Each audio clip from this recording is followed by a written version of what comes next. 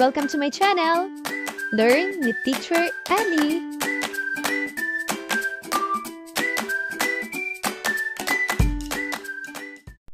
EPP Agrikultura Grade 4, Quarter 2, Week 2, Day 1. Layunin. Una, natutukoy ang mga batas, ahensya at organisasyong tumutulong sa gawaing paghahalaman at mga serbisyong kanilang naibibigay. Pangalawa, naipaliliwanag ang kahalagahan ng mga batas o organisasyon sa paghahalaman. At pangatlo, naipapaliwanag at natutukoy ang kahalagahan ng mga katangiang maaaring taglayin upang maging matagumpay sa paghahalaman. Ayusin ang mga ginulong letra upang maibigay ang tamang salita na tinutukoy sa mga pamamaraan ng pagtatanim ng halaman.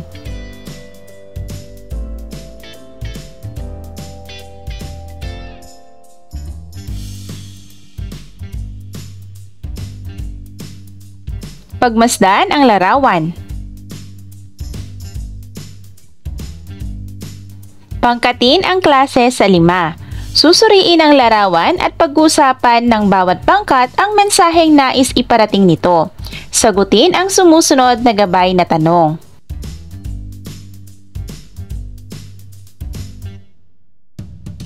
Ang ahensya ay isang organisasyon, kumpanya o samahan na itinatag para sa isang partikular na layunin o tungkulin.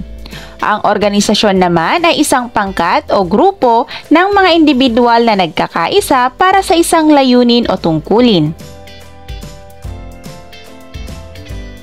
Ang non-government organization ay tumutukoy sa mga organisasyon na hindi bahagi ng pamahalaan at karaniwang itinatag upang magbigay ng serbisyo sa lipunan. Ang ordinansa naman ay isang patakaran o regulasyon na inilalabas ng lokal na pamahalaan o munisipyo upang pamahalaan at isakatuparan ang mga lokal na batas at patakaran. Sa pamamagitan ng gabay na tanong, matitiyak kung naintindihan ng mga mag-aaral ang mga nasa talasalitaan na magagamit sa gagawing diskusyon. Una, ano nga ang ibig sabihin ng mga salitang ahensya at organisasyon?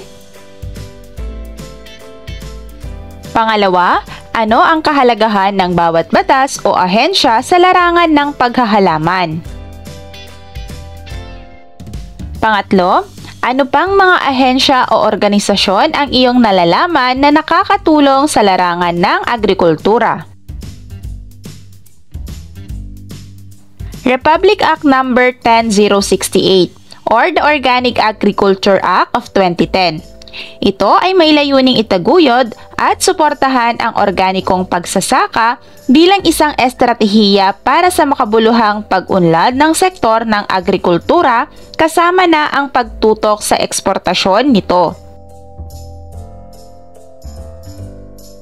Ang Republic Act No. 9003 or Ecological Waste Management Act, ito ay isang mahalagang batas na may layunin na ang bawat barangay, munisipalidad at mga lungsod na magkaroon ng maayos na plano at programa sa wastong pamamahala ng mga basura.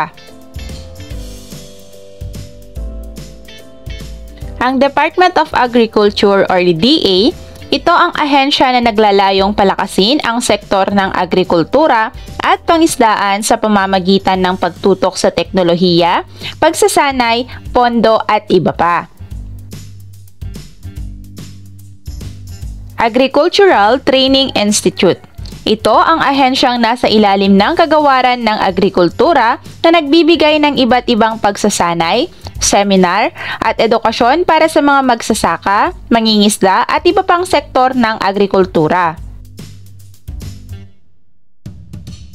Department of Environment and Natural Resources or DENR. Ito ang ahensya na naglalayong magkaroon ng mga programa para sa kamalayan ng publiko hinggil sa mga issue tungkol sa kalikasan at kapaligiran. Binibigyang diin ng batas na ito ang pangangalaga sa kalikasan. Food and Agriculture Organization. Ito ang nagtataguyod ng siguradong supply ng pagkain sa pamamagitan ng pagsasagawa ng mga programa na naglalayong mapabuti ang kalidad ng pagkain, pag-aani at pagsasaka. Puntahan at tabihan ang iyong 9 o'clock body. Suriin at pag-usapan ang mga isusulat sa loob ng mga kahon na makikita sa concept map. Isasagawa ang gawain sa loob lamang ng 3 minuto.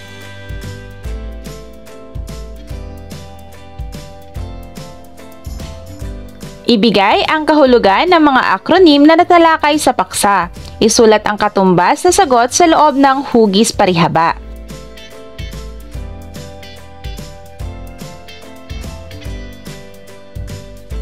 Ngayon ay sagutin naman ang mga sumusunod na tanong.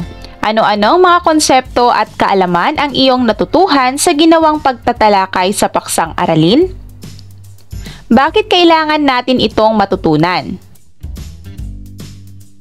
Ibigay ang simple at maikling paglalarawan ng tungkulin ng bawat ahensya o organisasyon.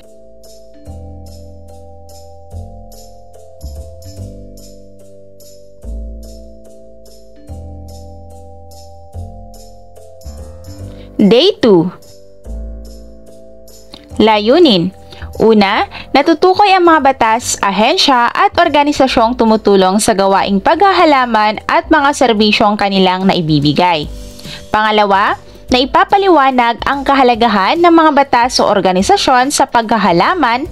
At pangatlo, na ipapaliwanag at natutukoy ang kahalagahan ng mga katangiang maaaring taglayin upang maging matugumpay sa paghahalaman. Batay sa ipinakitang larawan at sa naging talakayan, ang bawat pangkat ay magbibigay ng sariling simpleng alituntunin o magbabalak na bumuo ng organisasyon na may layuning tumulong sa gawaing paghahalaman. Ipaliliwanag kung paano ito makatutulong sa gawaing paghahalaman. Matapos makabuo ay isusulat ang kanilang mga sagot sa pisara upang ipaliwanag. Isasagawa ang pangkatang gawain sa loob ng 20 minuto. Narito ang mga gabay na tanong.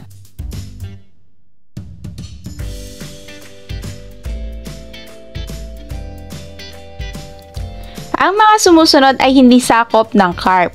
Liwasan at parke, mga gubat at reforestation area, mga palaisdaan, tanggulang pambansa, paaralan, sementeryo, simbahan, templo, watershed at iba pa.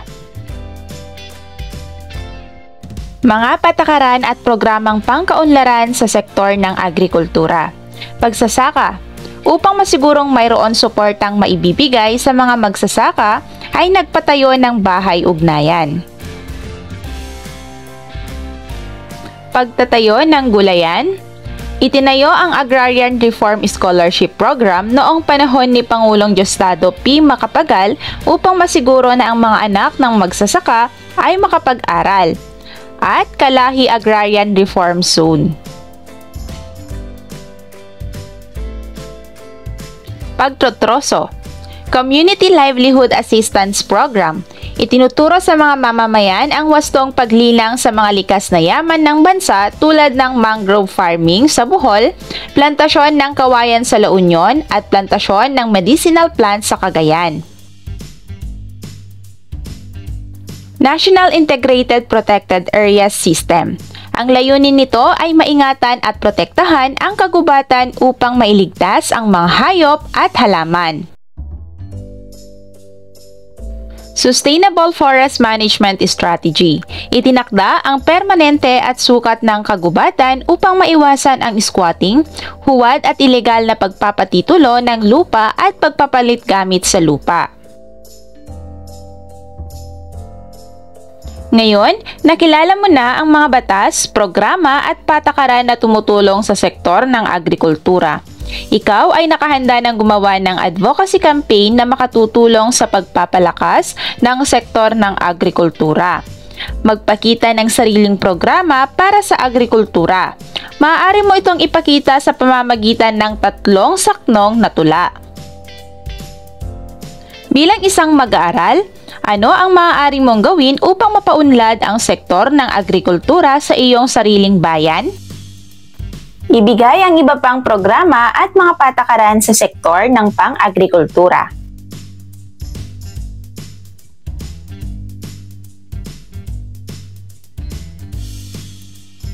Day 3. Layunin. Una, natutukoy ang mga batas, ahensya at organisasyong tumutulong sa gawaing paghahalaman at ang mga serbisyong kanilang naibibigay.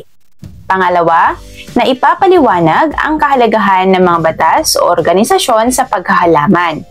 At pangatlo, na ipapaliwanag at natutukoy ang kahalagahan ng mga katangiang maaaring taglayin upang maging matagumpay sa paghahalaman. Narito ang isang gawain, pagpapakita ng mga larawan or shop and stock. Pagpipili ng mga larawan ng mga produkto mula sa mga pangingisda at mga pagsasaka.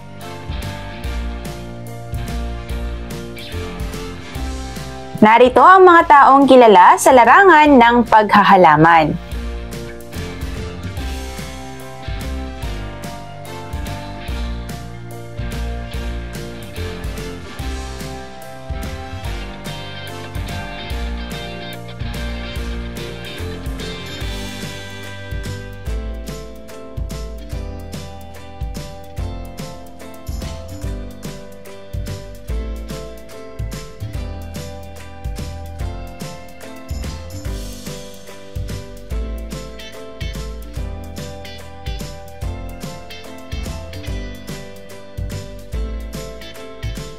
Ngayon, tukuyin ang mga sumusunod na personalidad na kilala sa larangan ng paghahalaman. Tukuyin muli ang personalidad na kilala sa larangan ng paghahalaman. Ilagay ang iyong sagot sa patlang. Sa iyong palagay, ano ang maitutulong ng mga kaalamang iyong natutuhan sa ginawang pag-aaral sa iyong buhay at sa komunidad na iyong kinabibilangan?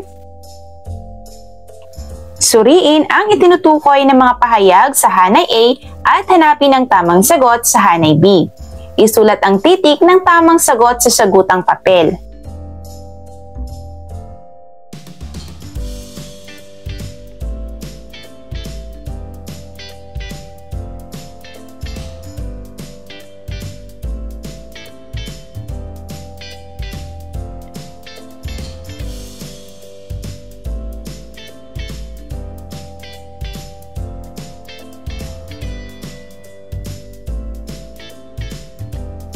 Day 4. Layunin. Una, natutukoy ang mga batas, ahensya at organisasyong tumutulong sa gawaing paghahalaman at ang mga serbisyong kanilang naibibigay. Pangalawa, na ipapaliwanag ang kahalagahan ng mga batas o organisasyon sa paghahalaman. At pangatlo, na ipapaliwanag at natutukoy ang kahalagahan ng mga katangiang maaaring taglayin upang maging matagumpay sa paghahalaman. Ano-anong mga katangian ang maaaring taglayin ng mga taong matagumpay sa paghahalaman? Isulat sa patlang ang iyong mga sagot.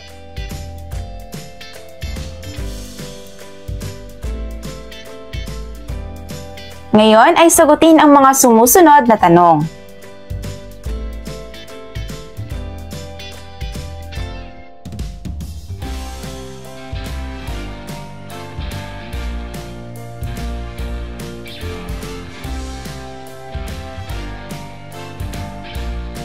Bago matapos ang ating aralin, maglista ng mga tao na nakatira sa inyong lugar na naging matagumpay sa larangan ng agrikultura.